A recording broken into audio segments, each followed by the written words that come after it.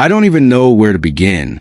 My hands are shaking so badly that I can barely type, and my heart feels like it's lodged in my throat. I feel like I'm losing my mind, like the world I knew just shattered beneath my feet, leaving me suspended in a free fall with no end in sight. I have no one to talk to about this. No one who could possibly understand the sheer devastation clawing at my chest.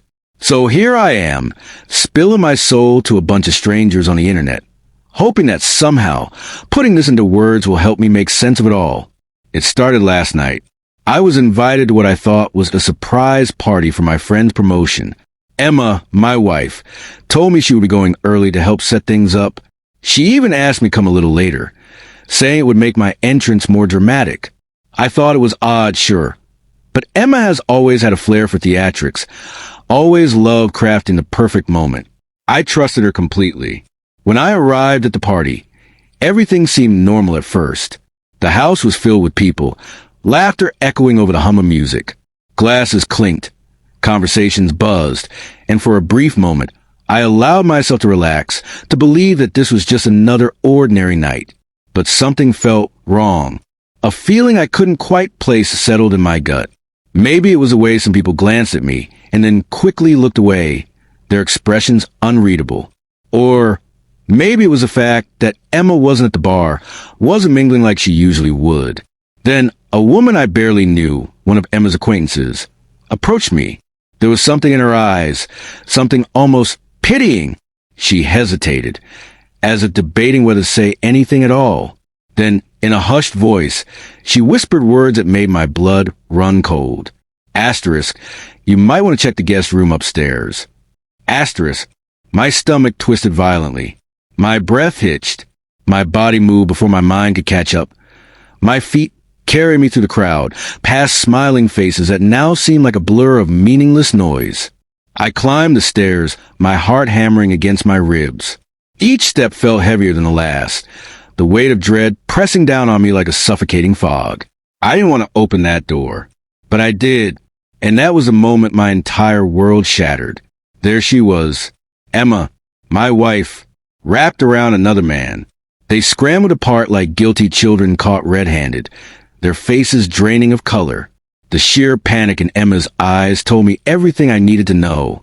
I stood frozen in the doorway, my mind refusing to process what I was seeing. My vision blurred, my ears rang, and for a brief moment, I wondered if I had stepped into some cruel alternate reality. But no, this was real. This was happening. Emma stammered something, maybe my name, maybe an excuse, but I didn't stay to hear it. My body moved on instinct, the overwhelming urge to escape drowning out everything else. I turned around and walked out of the room, out of the house, out into the freezing night air, where I could finally breathe again. Emma came home later that night. I heard her enter, her footsteps hesitant as she lingered outside our bedroom door. When she finally pushed it open, I didn't even look at her. "Jake, please," she started, her voice small, fragile. I didn't let her finish. "Don't," I said, my tone flat, void of emotion. I didn't have the energy to hear whatever pathetic excuse she had prepared. The silence between us stretched into the early hours of the morning. Neither of us slept. The next day, she tried again.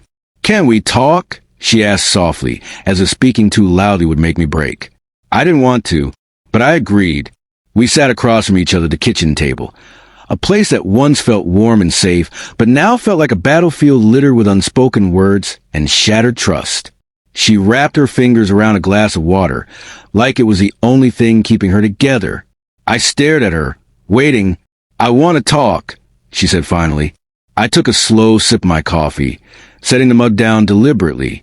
"Then talk." My voice was ice. She took a deep breath.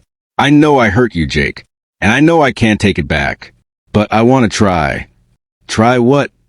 I asked, my tone sharp. "To fix this? To pretend like it never happened?" She winced. "No, I know we can't pretend, but I want to figure out a way forward. Together."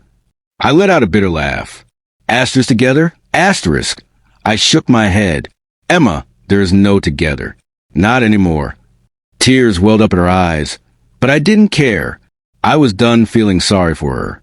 I made a mistake, she whispered, her voice trembling. A terrible mistake. But I still love you, Jake. I never stopped loving you. Her words were a knife to my chest. For a split second, I wanted to believe her. I wanted to rewind time, erase that moment, pretend it never happened.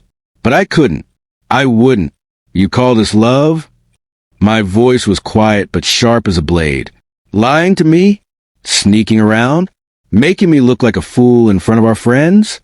If that's your idea of love, Emma, I want nothing to do with it.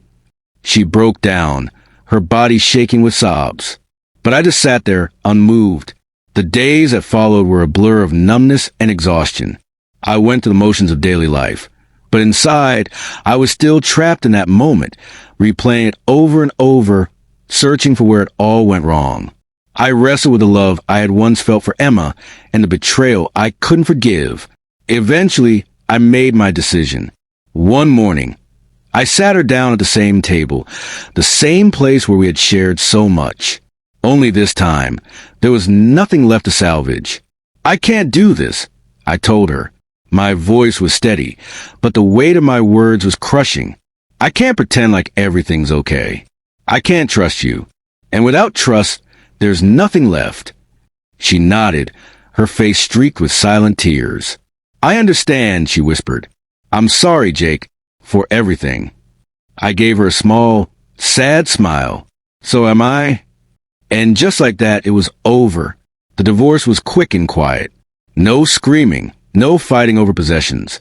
Emma moved out, and I stayed in the house, though it felt emptier than ever. In the months that followed, I tried to rebuild my life. Some days, I even found myself laughing again, but the nights were still hard. The memories lingered, lurking in the shadows, waiting to remind me of everything I had lost. I don't know if I'll ever fully move on. Maybe some wounds never heal completely, but I'm trying. And for now, maybe that's enough. As for Emma, I don't know where she is or what she's doing. And honestly, I don't care. She made her choice, and I made mine. Life goes on.